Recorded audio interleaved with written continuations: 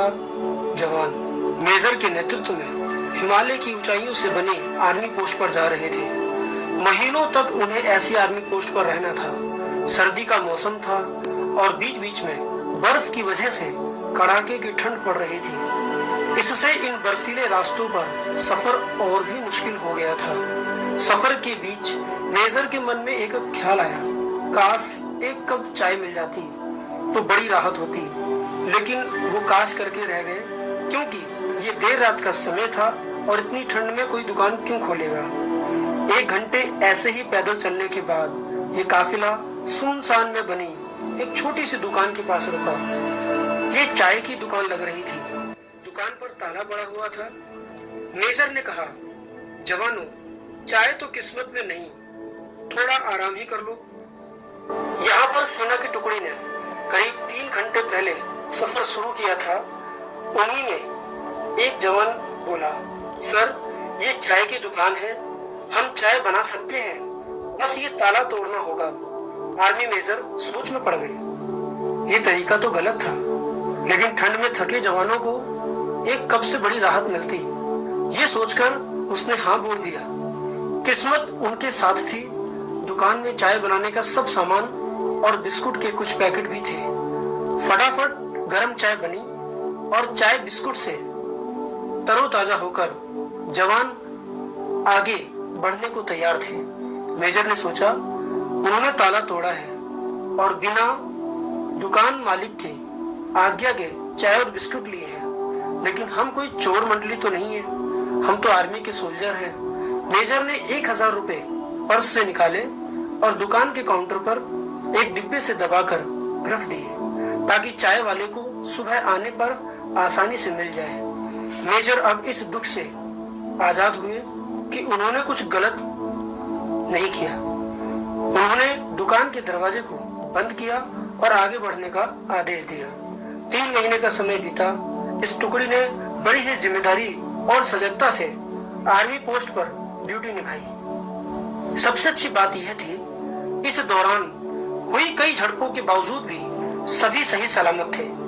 अब समय आ गया था कि अगली टीम उनकी जगह लेने आए। वो दिन भी आ गया। इस टुकड़ी ने दूसरी आर्मी टुकड़ी को जिम्मेदारी सौंपी और वापसी को निकल पड़े। संयोग से वो फिर से उसी दुकान पर रुके। इस बार दिन का समय था, दुकान खुली थी और चाय वाला मौजूद था। चाय वाला एक बूढ़ा व्यक्ति था। इतने सारे ग्राहकों को एक साथ देखकर वह बड़ा खुश हुआ। सभी को उसने चाय बनाकर पिलाई, नाश्ता दिया। मेजर चाय वाले से बात करने लगा। मतलब वो कह रहा था, आप कब से ऐसे सुनसान जगह पर दुकान चला रहे हो। बूढ़ा अपने अनुभवों और कई कहानियों को बताने लगा। बूढ़े की हर कहानी में भगवान का एहसास जताना था और विश्वास की बात ज्यादा थी। एक जवान बोल पड़ा, अरे बाबा, अगर भगवान हर जगह है तो आपको इतना गरीबी में क्यों रखा। लो साहब, भगवान वाकई में हर जगह है, वो हर जगह मौजूद है, मेरे पास इसका सबूत है। चाय वाले ने कहा, अभी 3 महीने पहले की बात है, बड़ा बुरा समय चल रहा था। मेरे इकलौते बेटे को आतंकवादियों ने कुछ जानकारी पता करने के लिए मेरे बेटे को बुरी तरह मारा था। ऐसी जानकारी जो उसको पता ही नहीं थी। मुझे दुकान बंद करके लड़के को अस्पताल में भर्ती कराना पड़ा। दुकान कई दिनों तक बंद थी और उधर दवाइयों, इलाज के खर्चे के लिए पैसे खत्म हो गए थे। आतंकवादी के डर से लोग मुझे उधार देने से बच रहे थे। मैं बड़ा निराश हो गया था और कोई उम्मीद भी नहीं थी। साहब, उस दिन मैंने भगवान को याद किया और मदद के लिए प्रार्थना की और वाकई भगवान उस दिन मेरी दुकान पर आए। अगले दिन जब मैं सुबह दुकान पर लौटता हूँ तो क्या देखता हूँ, ताला टूटा पड़ा था। मेरी तो सांस ही रुक गई। लगा कि सब कुछ खत्म हो गया। जो था वो भी चला गया। तभी मेरी नजर काउंटर पर पड़े डिब्बे पर पड़ी, जिसके नीचे 1000 रुपए रखे थे। आप अंदाजा नहीं लगा सकते उस दिन मेरे लिए उन रुपयों की क्या कीमत थी। भगवान होते हैं साहब, बिल्कुल होते हैं। चाय वालों की आंखों में गहरे विश्वास की चमक थी। सभी जवानों की नजर मेजर की आंखों से मिली। मेजर समझ गए और इशारे में ही आदेश दिया कि कोई कुछ नहीं बोलेगा। साहब उठे, चाय का पैसा दिया और बूढ़े से हाथ मिलाकर बोले, सही कहते हो बाबा, वाकई में भगवान होते हैं। चाय के लिए शुक्रिया, आपकी चाय बहुत अच्छी थी। सभी की आंखें मेजर की आंखों से मिली। आंखें थोड़ी नम थी। पहली बार उन्होंने अपनी मेजर की आंखें नम देखी। सेना के जवानों के लिए वो दुकान उस रात भगवान की कृपा बनी और अगली सुबह बूढ़े चाय वाले के लिए मेजर साहब खुद भगवान का रूप बने। आपके साथ कभी भी ऐसा जरूर हुआ होगा दोस्तों।